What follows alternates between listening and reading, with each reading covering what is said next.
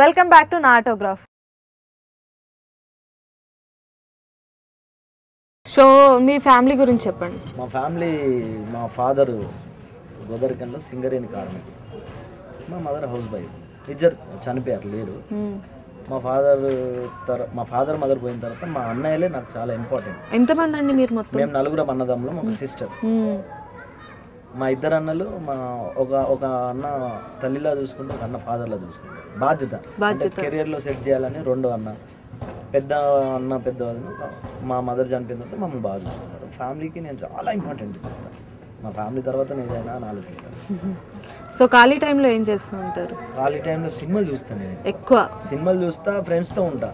మీకు తెలుసు కదా, ధనరాజు, వేణు, చంద్ర. సో ఎక్కడికి వెళ్ళినా చాలా ప్రోగ్రామ్స్ లో కూడా మీరే కనిపిస్తుంటారు. బ్యాచ్ అంటే బ్యాచ్ మా టీం వర్క్ కదా. జగడం నుంచి వీళ్ళంతా ఫ్రెండ్స్. వీళ్ళు 10 సంవత్సరాల నుంచి ఫ్రెండ్స్ ఇండస్ట్రీలో ఉన్నారు. నేను జగడంలో ఎంట్రీ అయినా ఈ 5 years కంటిన్యూ అవుతున్నా. అంటే సినిమాలో షూటింగ్లు ఉంటేనే కలవడం కాదు, రియల్ లైఫ్ లో ఫ్రెండ్స్. అండ్ ఫస్ట్ మూవీ మీరు జగడం చేసినప్పుడు అండ్ మీతోటి ఒక సీనియర్ ఆర్టిస్ట్ విలన్ గా చేశారు.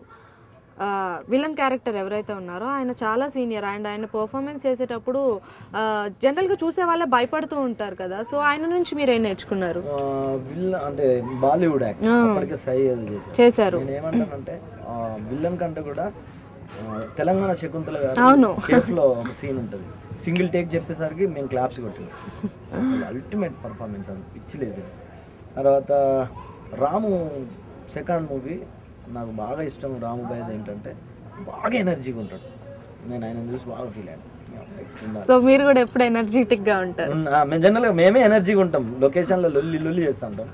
ఆయన అలా దిగి మామూలుగా ఉంటాడు, టేక్ అంటే సీన్ చెప్పి టేక్ సూపర్ ఉంటుంది. జింక పిల్ల అని పేరు పెట్టినాం అందరం రామ్కి. సో అండ్ నానితో ఎక్కువ సినిమాలు చేస్తూ ఉంటారు. అండ్ నాని మీకు భయ్య లాంటి వాళ్ళని కూడా చెప్పారు. నాని భయ్య నన్ను బాగా మనస్ఫూర్తిగా ప్రోత్సహిస్తాడు. అంటే రమేష్ మంచి యాక్టర్ అని ప్రోత్సహిస్తాడు, మనకు అవుట్పుట్ వస్తుంది, రమేష్ గారిని పెట్టుకుందాం అని సజెస్ట్ చేస్తాడు. క్యారెక్టర్ ఉంటే చేస్తాం, లేకపోతే లేదు. కాకపోతే కంటిన్యూగా 3 సినిమాలు హ్యాట్రిక్ అవును ఈగా చేశా. ఇంకొక సినిమా తమిళ్ జరుగుతుంది, తెలియదు. అంటే ప్రతి సినిమాలో ఇస్తాడని కాదు, కానీ స్కోప్ ఉందనుకోండి కంపల్సరీ ధనరాజు నన్ను చెప్తారు ఫస్ట్. అండ్ ఇంకా చెప్పండి మీ లైఫ్ స్టోరీ గురించి చెప్పండి. ఇంకా చిన్నప్పటి నుంచి ఇప్పుడు వరకు జరిగిన ట్రావెల్లో అండ్ ఎన్నో ప్రాబ్లమ్స్ ఫేస్ చేసి ఉంటారు అండ్ ఎన్నో హ్యాపీ మూమెంట్స్ కూడా ఉంటాయి, అవి కొన్ని మాతో షేర్ చేసుకుంటారు. నేను చాలా హ్యాపీ మూమెంట్స్ ఉన్నాయి. మా ఫాదర్తో నేను ఎప్పటికీ లైఫ్లో మర్చిపోయిన సంఘటన ఏంటంటే హాస్పిటల్ ఎపిసోడ్ అంటే నాకు బాగా ఇష్టం. అంటే మా ఫాదర్ను ఈ 2005లో రాకముందు 95లో వచ్చా, 97లో ఎప్పుడో వచ్చా సినిమా యాక్టర్ ఏదో మా బ్రదర్ని తీసుకొని. అప్పుడు మా ఫాదర్ హాస్పిటల్లో ఉన్నారు, రిటైర్డ్ అయ్యాడు అప్పటికి.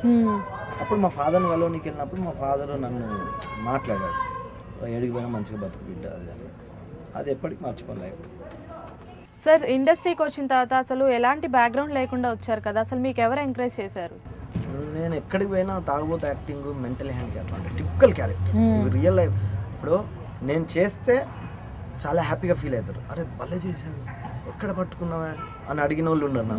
నన్ను ఎంత బాగా చేస్తున్నా అంటే తాగుబోతు మా ఫాదర్ దండి. అంటే రియల్ లైఫ్లో కొన్ని క్యారెక్టర్స్ చూసి దాన్ని ఇలా ఇన్స్టిట్యూట్ చేయడం వల్ల ఇంకా బెటర్మెంట్, ఏది చేస్తే బెటరు, ఏది చేస్తే ఇప్పుడు ఒక 100 మంది ఆడిషన్కి వచ్చారు అనుకోండి, అందులో ఒక 50 మంది ఫోటోలు చూసి ఆడిషన్ చేస్తే ఒక 10 మంది గుర్తుంటారు కదా, ఆ 10 మందిలో నేను ఒకటో స్థానంలో ఉండాలని ఫీల్ అయ్యి పర్ఫార్మెన్స్ చేస్తాను. అలా ఎక్కడైతే పర్ఫార్మెన్స్ చేస్తానో అక్కడ అందరు నన్ను వదిలేదు. ఒక అసిస్టెంట్ డైరెక్టర్ కానీ ఒక యాక్టర్ కానీ ఎవ్వరు నన్ను రిసీవ్ చేసుకొని నా నెంబర్ రాసుకొని సజెస్ట్ చేసేవాళ్ళు. అలా జగడం నుంచి ధనరాజు, వేణు, మా చంద్ర కానీ, సంతు కానీ, నా ఫ్రెండ్ ఉన్నాడు వెంకీ కానీ, వీళ్ళు నా రియల్ లైఫ్ ఫ్రెండ్స్, నన్ను ప్రోత్సహించేటోళ్ళు. మహాత్మా నుంచి బ్రహ్మానందం గారు, అలీ గారు, ఏది మహాత్మా నుంచి తెలిసింది జనాలకు, బ్రహ్మానందం గారికి అందరూ చెప్పడం వల్ల. ఆ మధ్య ఒకటి స్మూక్ టీవీ వేణు చేశాడు, ఆ షో అప్పుడు నేను వెళ్ళేటోండి రిహార్సల్స్కి. అక్కడ కమెడియన్స్ అందరు ఉంటే బ్రహ్మానందం గారు చెప్పారు, బాగా చేస్తాడు తాగుతూ ఒకసారి చూడాలంటే.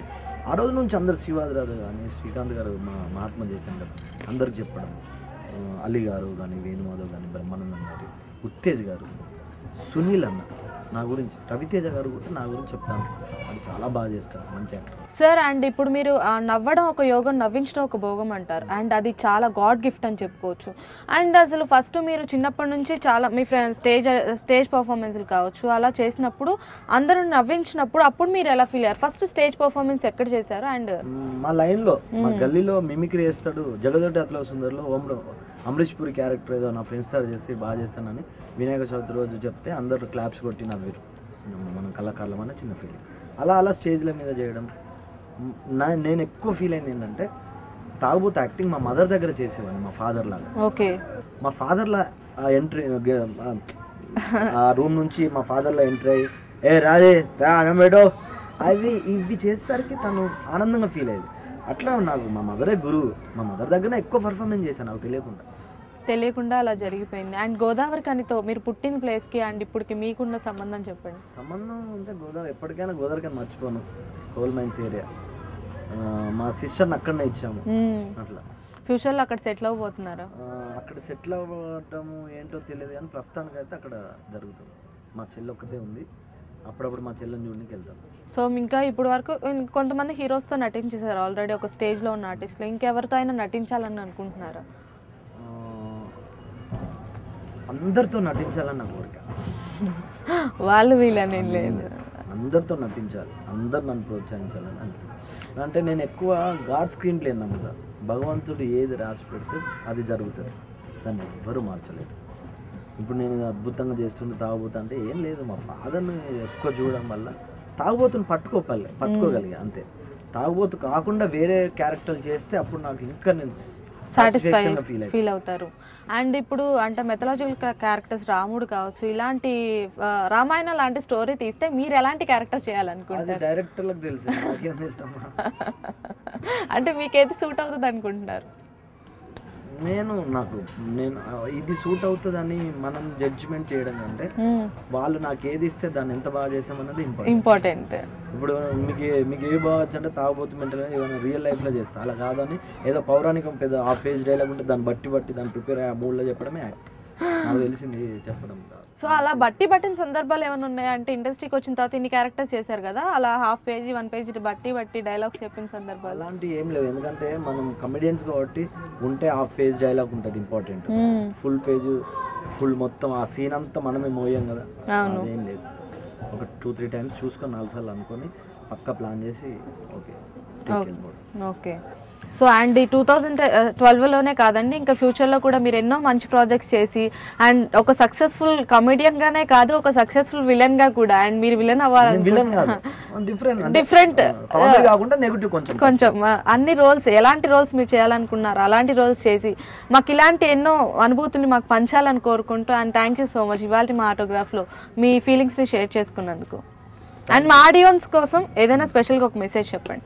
మెసేజ్ ఏం లేదండి, ఎన్జీఆర్ టీవీ ఛానల్స్కు, ఎన్జీఆర్ చూస్తున్న టీవీ ప్రేక్షకులందరికీ నా మనస్ఫూర్తిగా కృతజ్ఞతలు తెలియజేసుకుంటాను. సో ఫ్రెండ్స్, చూసారు కదండి తాగుబోతు రమేష్తో నా ఆటోగ్రాఫ్. మరొక ఎపిసోడ్లో మరొకరి ఆటోగ్రాఫ్తో మళ్ళీ కలుద్దాం. Until then keep watching NGR. This is Jahnavi signing of.